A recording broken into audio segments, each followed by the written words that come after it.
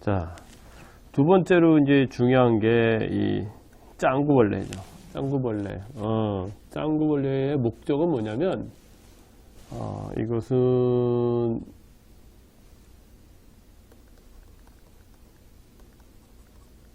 체형 만들기. 원래는 이 물벼룩이 뭐 말도 할 것 없이 좋죠. 최고죠, 물벼룩은. 예. 물벼룩은 그야말로 민물에 서식하기 때문에 물도 깨끗하게 하고, 물벼룩이 수조 안에, 치어를 키우는 수조 안에 오물도 다 해쳐버리고, 거기서 또 새끼도 낳고, 이제 끊임없이 먹이를 공급하게 되는 아주 기가 막힌 건데, 이게 구하기가 힘들어요. 그러니까 물벼룩은 힘들고, 물벼룩 대신 나온 게 이제 시림프고, 이렇게 시림프로 이제 대체를 하는데, 그 뒤도 원래 물벼룩이 많이 있으면 공급이 충분하면 물벼룩이 더 좋죠. 짱구보다. 짱구는 그 이후로 먹이는데 뭐 일단 현재 도시에서 이렇게 여러분들이 흔히 쉽게 구할 수 있는 것은 짱구벌레이기 때문에 이게 그 냉동 물벼룩 같은 경우는 굉장히 구하기도 어렵지만 이게 또 상하는 게 굉장히 빠르거든요. 그래서 뭐 여하튼 물벼룩은 나중 얘기고. 자, 짱구벌레 얘기를 하면, 짱구벌레는 체형 만들기라 이게 애매하시는데, 짱구벌레는 아시다시피 수분이 90%가 넘잖아요. 예. 그리고 무슨 뭐 미량 원소가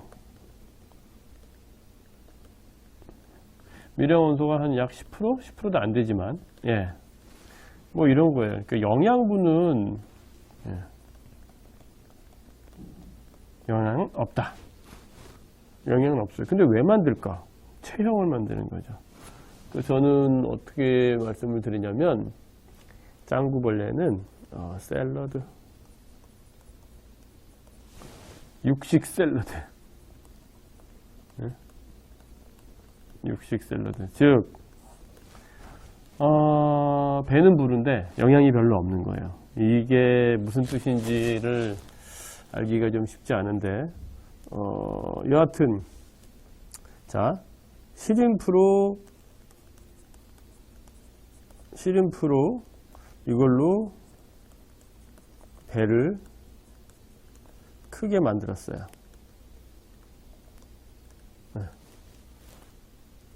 2번, 그 다음에 큰 배를 뭘로? 짱구로 채운다.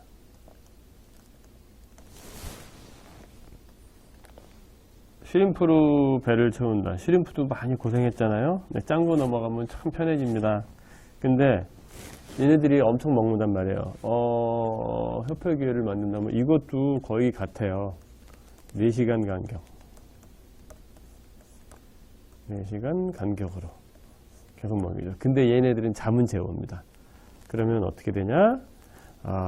새벽부터 밤 몇 시까지? 한 10시까지. 예.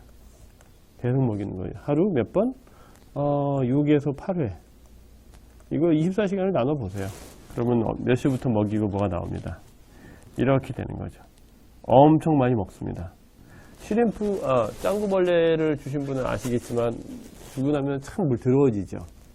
그게 뭐냐면, 똥을 잘 싸는 거예요. 짱구벌레 먹으면은 짱구벌레 같은 똥을 싸니까, 쭉쭉, 그러니까, 피 빨아먹고 버리는 거죠. 그러니까 뭐, 거기 영양이 얼마나 있겠어요. 물은 또 얼마나 더러워지는지. 시림프는 껍데기 때문에 뭐 더러우니까 치지만, 짱구는 그 먹고 싼 껍데기? 똥이죠. 예, 짱구벌레 똥 때문에 나중에 물 오염이 엄청 잘 되죠. 그럼에도 불구하고 왜 짱구벌레를 먹이느냐? 왜 짱구벌레가 혹에 관여하느냐? 요거를 말씀드릴게요.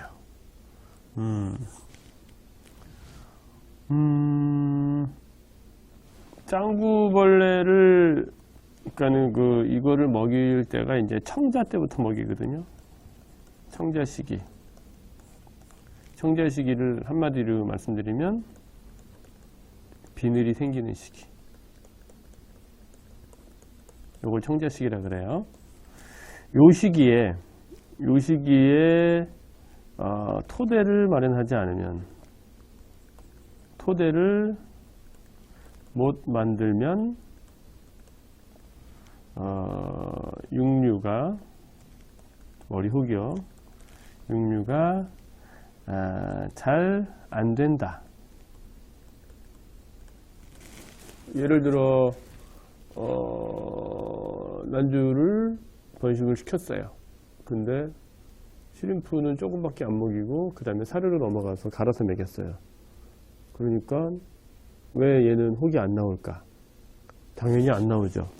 짱구를 가지고 그 토대를 만들어야 되는데 어떻게요? 양 조절. 양을 잘 조절해야 됩니다. 짱구벌레를 많이 먹긴 먹는데 이걸 무식하게 많이 주면 안 돼요. 적절하게 주면서 배를 채우고 배가 꺼지지 않게. 그렇다고 예를 들어 이렇게 난주 키울 때 시어들을 이렇게 만들면 안 됩니다. 이렇게가 뭐냐?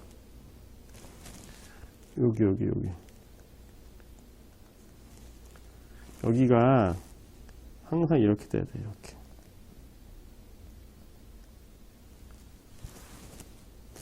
요거는 안 돼요. 이런 거 나쁘다. 비싼 짱구를 열심히 먹였는데 배가 볼록 나오게 한다. 그거는 난주를 망치는 길이죠. 이렇게 되면 짱구가 아무리 영양분이 없어도 많이 먹으면 영양이 있겠죠. 그러면 막 여기 이렇게 살이 막 붙어요. 이렇게. 뭐 이게 좋으면 해야죠. 그러면은 어떻게 되냐면 뭐 이렇게 되겠죠.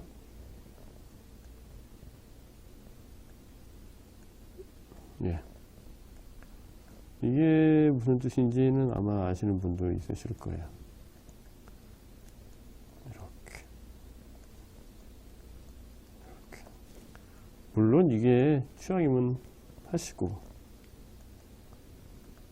네, 이렇게 뽀글뽀글 더 커지면 여기가 이제 더 뽀글 되죠. 네, 그러면 원하는 게 아니죠. 왜냐면 일본 난주 같은 경우는 뭐 보통 이렇게 자리를 잘 분탄도 적당하게 잡히고 이렇게 그다음에 이렇게 이 아가미도 적당하게 나오고 이렇게 나오는 거 이런 거를 좋은 거라고 제가 많이 말씀을 드린 것 같아요. 그죠? 이렇게 그죠? 머리에 혹도 있고.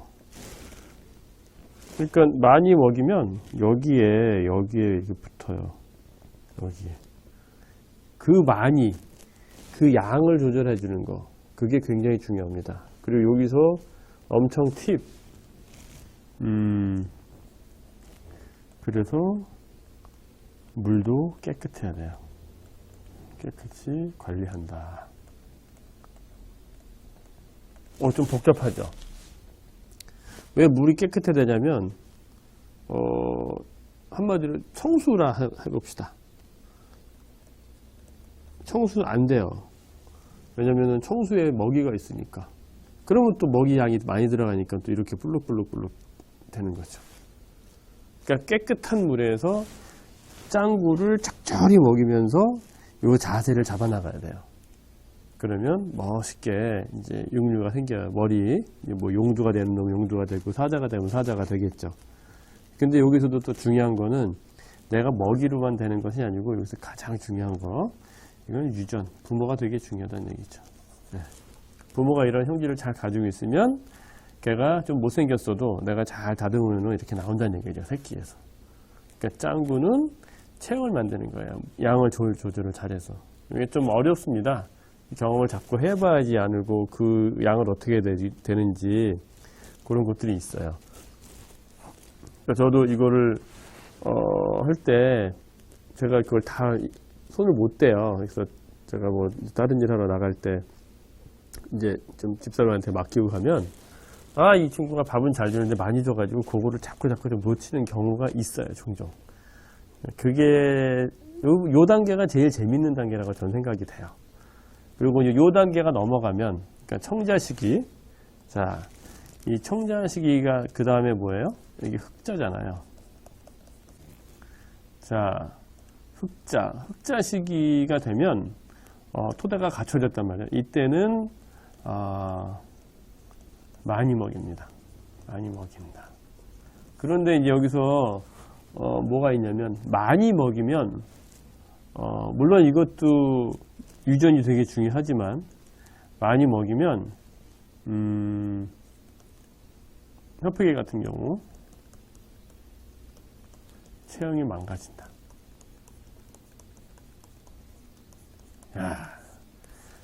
그러니까 적당히 먹이라는 얘기죠. 적당히. 되게 싫죠. 적당히. 그러니까 그 적당히가 어느 건지는 잘 자기가 관찰하면서 보셔야 됩니다. 그래야지 알 수가 있어요. 자, 그러면 정리를 해보면 짱구벌레는 뭐냐면 체형을 만드는 거예요. 체형. 특히 청자 시기 때부터, 청자는 언제? 비늘이 생기면, 여기서 하나 더, 여기서 여당 하나면은 머리에 이렇게 다이아몬드가 생겨요. 모양에. 아마 보신 분 있을 거예요. 머리 딱, 여기가 이제 그 두건이 자리 잡는 그 위치거든요. 그러니까 무슨 소리냐면, 시어가 이렇게 있으면, 여기에 이렇게 딱 이게 생깁니다. 그러면 이게 청자가 됐구나 라고 생각하시면 돼요. 자, 그리고 짱구는 이제 토대. 왜? 영양가가 없기 때문에 이걸로 체형 조절을 잘 하면서 토대를, 육류의 토대를 만드는 거예요. 육류 토대, 그리고 뼈대를 단단하게 뭐 그렇게 만드는 거예요. 근데 제일 중요한 건 양 조절을 잘 해야 된다는 거. 양 조절을 잘못하면 불룩불룩한 아무리 좋은 일본 난주라도 중간주 같이 되는 거죠. 좀 많죠. 짱구가 그래서 굉장히 중요해요. 괜히 짱구를 먹이시는 분들이 계신데, 물론 좋긴 해요. 왜냐면은 영양가가 별로 없기 때문에 소화되고 뭐 속을 좀 깨끗이 하는 샐러드 역할을 아까 한다 했잖아요. 그런 개념으로 보면은 나름 괜찮긴 한데, 제대로 효과를 보려면 아기 때부터, 청자 때부터 이거를 체계적으로 잘 먹이는 그런 급이법을 터득하셔야 됩니다. 이거는 다른 금붕어도 비슷한데 여담이지만 유금이나 토자 같은 애들은 저는 안 먹입니다. 왜냐면 얘네들은 머리가 뾰족해야 되는데 짱구 먹으면 자꾸 이렇게 된단 말이에요.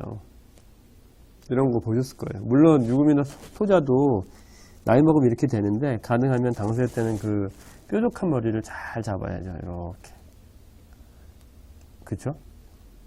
이렇게 해서 잡아야지 토자의 그 멋진 금자에 얹혀서 나오는 그 꼬리가 나오잖아요.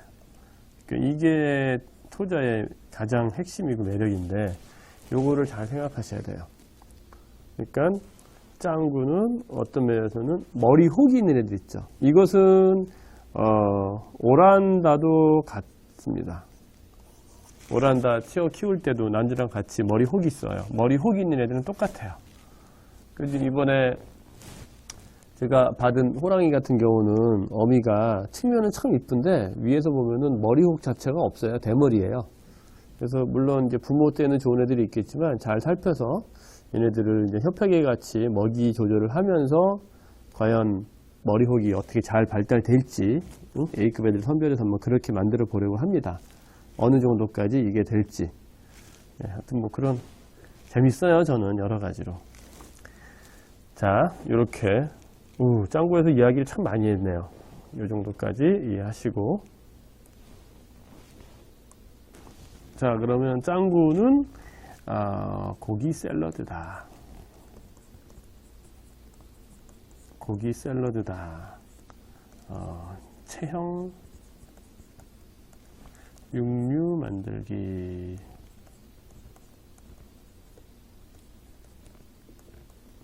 예, 이렇습니다. 중요하고 아주 중요합니다. 물벼룩은 그냥 킹 예, 있으면 뭐 무조건 최고. 예. 그런데 난주 같은 경우 이런 경우가 있어요. 뭐 이렇게 가능한 분은 안 계시겠지만 절대 물벼룩 밭에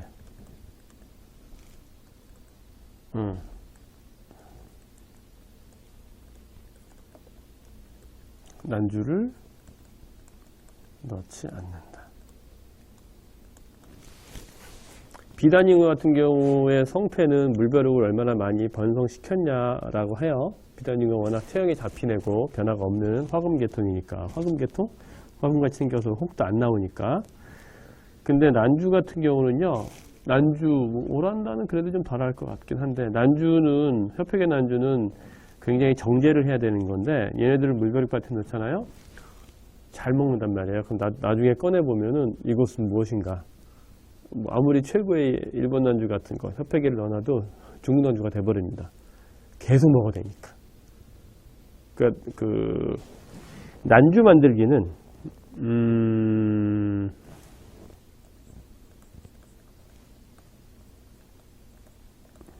만들기는, 분재와 같다. 분재와 같다. 키울 때 키우고, 안 키울 때 안 키우고. 제가 분재를 잘 몰라서 정확히 설명을 못 드리지만, 예, 그렇게 좀 이렇게 참고 그러는 겁니다. 물벼룩은 최고의 먹이에요. 여하튼 물벼룩은 최고의 먹이고 더 이상 어떻게 얘를 대적할 거리는 없어요. 하지만 많은 양을 가지고 적절하게 먹인다면 좋으나 적절히 먹이면 좋죠. 정말 제일 좋은 그런 먹이라 생각합니다.